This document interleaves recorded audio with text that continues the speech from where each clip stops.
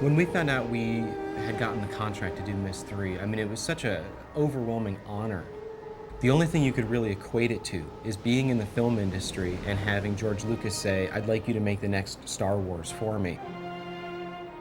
There were certain themes in the game that we really wanted to stay consistent with, but we also wanted to add technology that would let the player look 360 degrees around them.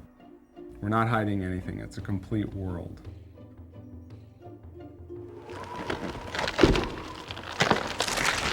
To say that we had a lot to live up to is a horrible understatement. There are millions of people that have played Myst and Riven. There are millions that have such high expectations of what Myst 3 has to be that it's almost daunting.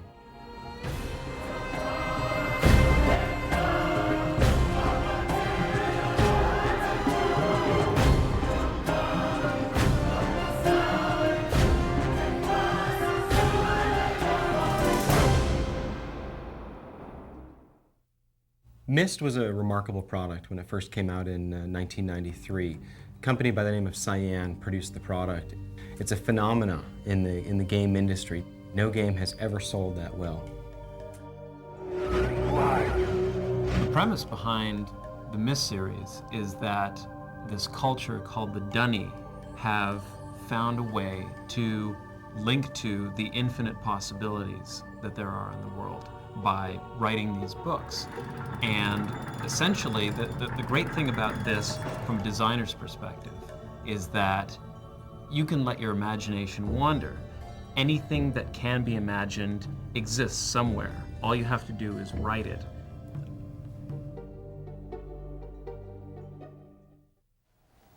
Atris, is that you? Come to rescue your book so soon? The really early decision that we made was to try to create a story context that would really offer us the opportunity to create a lot of deliberate puzzles. The lesson age concept gave us a great foundation to start from. My sons, I promise to teach you the secrets of my ages. This world is the idea behind the lesson age concept began with a question. I was looking at Myst Island from the original game, and I was thinking, why would someone who has the ability to write a link to a world with such diverse and unusual elements within it? Well, if Atris wanted to educate his sons about certain fundamental concepts, then he would write a linking book in such a way that it would incorporate these diverse elements. And it was really from there that the idea of these teaching ages arose. This what you expected, Atris? When you followed me here hoping to reclaim Relation? One of the challenges of telling a story in an interactive game is that you can't always control what sequence of events is going to occur in the game. So in order to make a story work in Exile, we had to come up with ways in which we could tell the story from various directions. What's the matter, Atris? Can't remember how things work?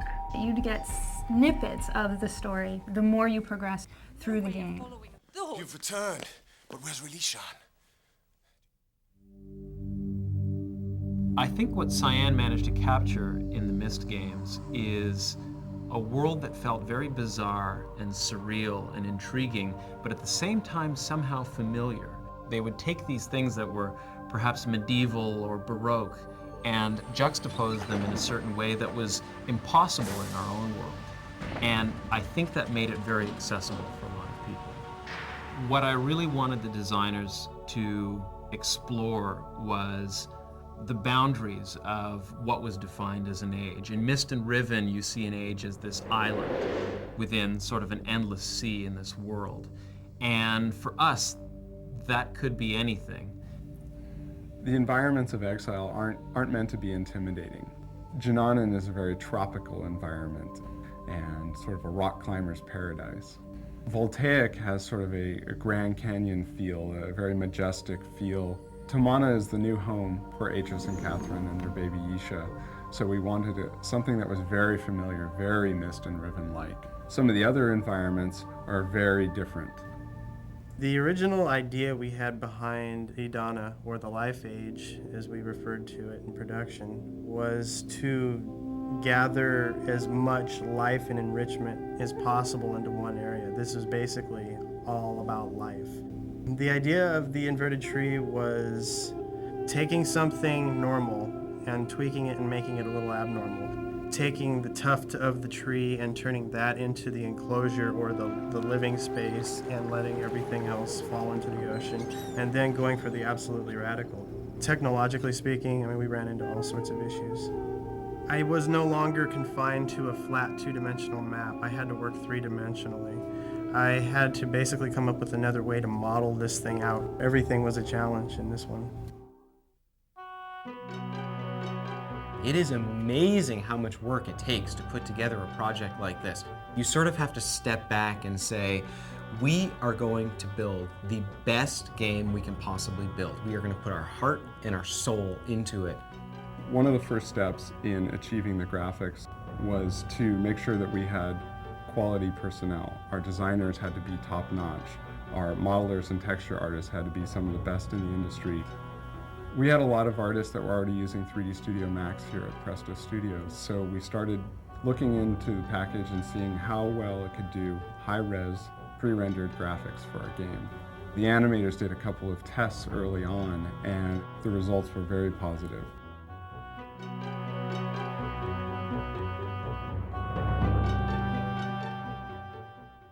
The first challenge I faced on the Age of Junanan was building the terrain. I started out with a low poly proxy surface, which let us mask things in really quickly. Then I took that and subdivided it down with a subdivision surface technology in Max called NURMS. Basically what this does is takes this kind of square, flat, low poly surface and smooths it out so it looks nice and smooth and organic. The next step of the process is to paint custom displacement maps for each of the pieces of geometry that will be in the terrain. And so what that allows us to do is actually paint the geometry instead of having to hand model every crease and bump and edge that goes into all this complex rock and terrain. One of the last things that we do when we're working on Myst 3 is something that we've kind of dubbed the Greeble Pass. We go ahead and go through the entire age and add things like grass, weeds, debris, you know, just the kind of things that bring the age to life.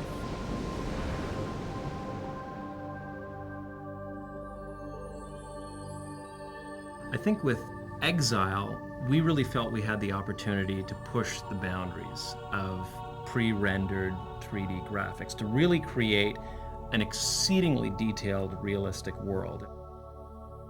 What I really wanted the textures to provide for the player was that connection to the real world. The texture artists had a fairly large resource to draw from in the library that we've created over the last 8 years of developing photorealistic adventure games. But for Exile, in fact, we really found that the things that we were doing were so different that we needed to find new source material for almost everything that we did. The most difficult thing was to create textures that you couldn't really find a source for, but that had to look realistic. An example of that was the giant tusk building in Junanan. That texture had to be very recognizable as being sort of a bone-like structure, and yet the scale of it was just absolutely immense. And that texture had to hold up both from a distance without repeating and up close where you could see every little bump and crack in it.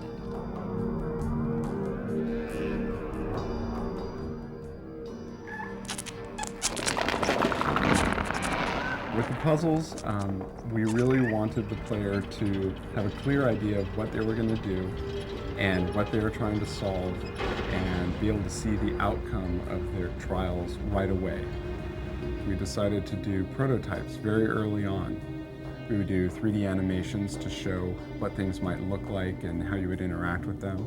Or we'd do things in Director where we would actually script a puzzle and you'd be able to solve it there on the computer before it was visually beautiful.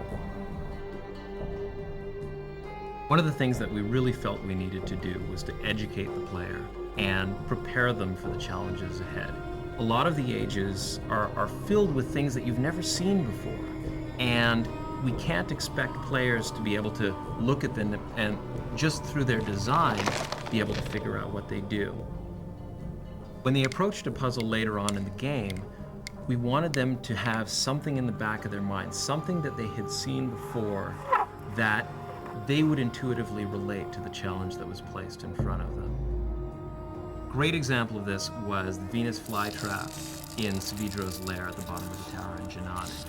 It served a story purpose in showing the development that Savidro had put into these traps that he had laid for Atris, but at the same time it gave us a way of foreshadowing the puzzle that was to come.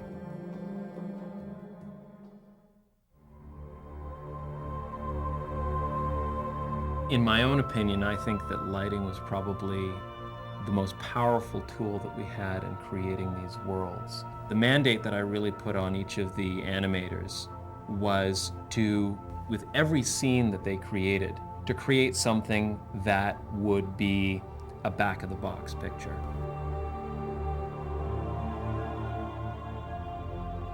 After Riven, I think players had an expectation of having more life in a Myst world. With the Squee, we saw a great opportunity to have a puzzle by manipulating that creature. The first step of my job for realizing the animation of the Squee was to build the model. Once I've got a good wireframe mesh built, then I go ahead and build the material that tells the surface of the Squee how it should react to light. The last part of that is actually building fur. We actually have a little plugin in Max that models each individual hair on the surface of the Squee. Once everything is in place, then I go ahead and build a virtual skeleton that will sit inside the Squee, which is what I animate.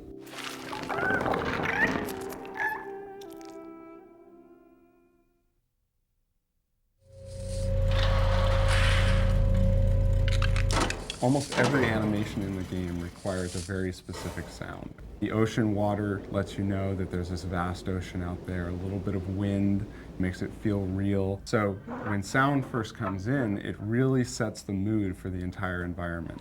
Creating a sound effect, because of the meticulous detail in Exile, it's never quick. Organic sounds are very difficult to create because of the tools that I'm using.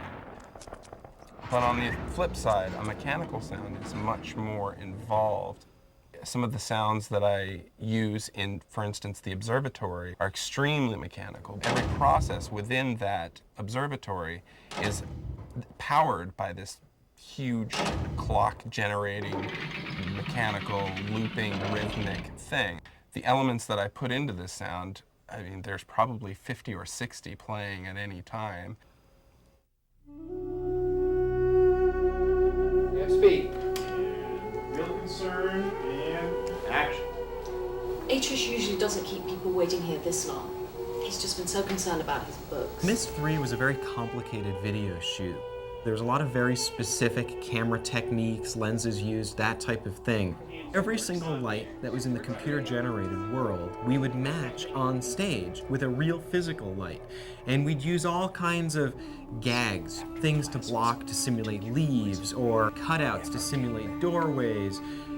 All of these kinds of things help to sell the shot. When the character walks into the room and the light falls on them properly, you can't tell what's reality and what's computer-generated. I suggest that you think very carefully about using it. Because the one thing I know about linking books, the doors they open don't close behind you. We had a really tricky shot in Exile. The idea was Atris walks in one end of his study and Savidro sort of links in behind. And we wanted to have this single continuous shot where the camera turns and looks at Atris and then turns all the way around and sees Savidro.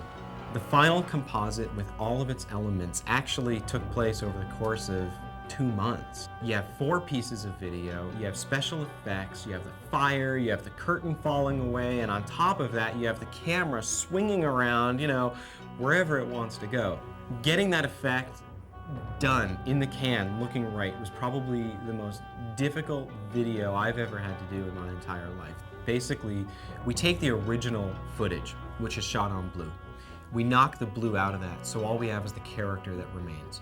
We drop the character on top of the background, and that gets us 80% of the way there. In Combustion, we put it all together, sort of timing this piece over here, this piece over here, and because Combustion is actually a 3D compositing tool, we're able to move the camera and swing it around. It's a tremendous opening to the game. No! No!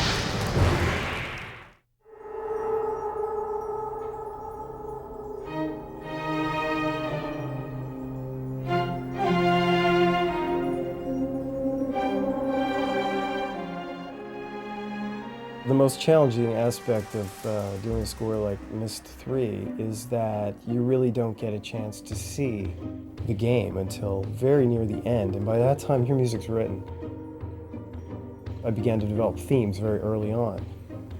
The main character has his own theme, and he has sort of a dark and a light side to his personality, where you have the really dark, tortured guy, and then you've got, you know, his sort of childlike self with a boy soprano, actually singing the exact same music, but it takes on a whole new meaning.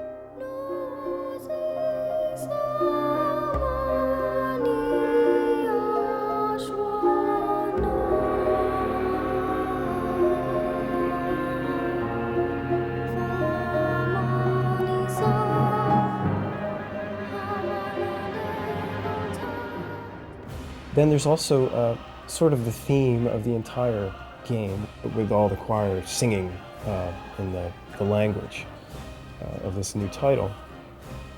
I sent the first draft to Presto, and they're like, okay. And it was a really a fortunate place to start, because that really was the umbrella under which everything else could be tweaked and developed. The music is the unseen character in any media form. It does become something that the listener may not really be thinking about, but yet affects their perception of what's actually happening on the screen, whether it be a computer screen or a television or movie screen. Meeting the Dunny, those brave men and women who are building a new life for themselves, I realize I've been given another chance as well. We designed this unseen character together, between Presto and myself, to heighten the drama, to heighten the experience.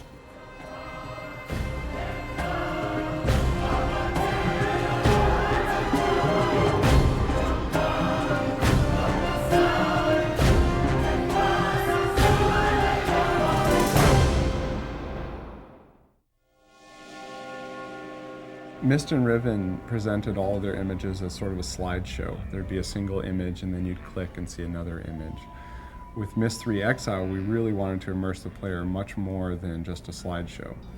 So we sort of combined the pre-rendered graphics with the technology of real-time 3D, and the player is able to see beautiful photorealistic graphics, but look 360 degrees around them and have a lot of freedom of movement.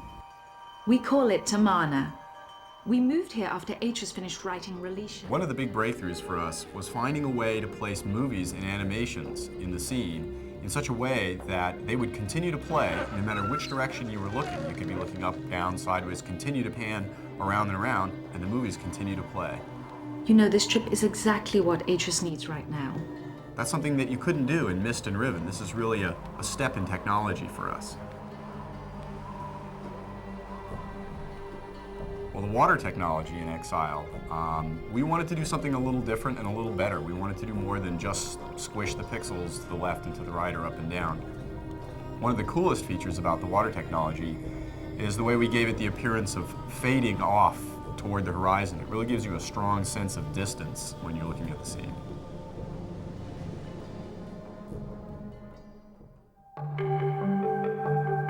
The most exciting part for me is being at the end of the chain and actually being able to get my feet wet, programming some of the things in the game. The building of the worlds probably takes one person a month or 6 weeks per world. It's fairly easy to get the navigation working and the animations in, but the implementation of the puzzles is usually the challenging part. In a real-time game, the graphics are drawn every frame, maybe 30 frames per second while the player is playing. But because Exile is a pre-rendered game, that means we're generating the graphics much earlier and they're fixed. We have to account for all the possibilities. This sometimes causes quite a headache for all the people involved because a puzzle may have 60 to 100 to 200 different possibilities, all of which have to be accounted for before the player plays the game. It was pretty amazing to see the first environment come together in the game. All of the different parts that had gone into it and we'd reviewed for months and months suddenly came together, and we were actually able to experience the environment as a player would. This is about as close to virtual reality as you might get. The greatest thing about Exile is I really feel that we achieved everything that we set out to achieve. We have a great game that sits as the sequel to Myst and to Riven. It is true to the story. It is true to the characters. The ages are beautiful. I think people are going to remember this game for a long time.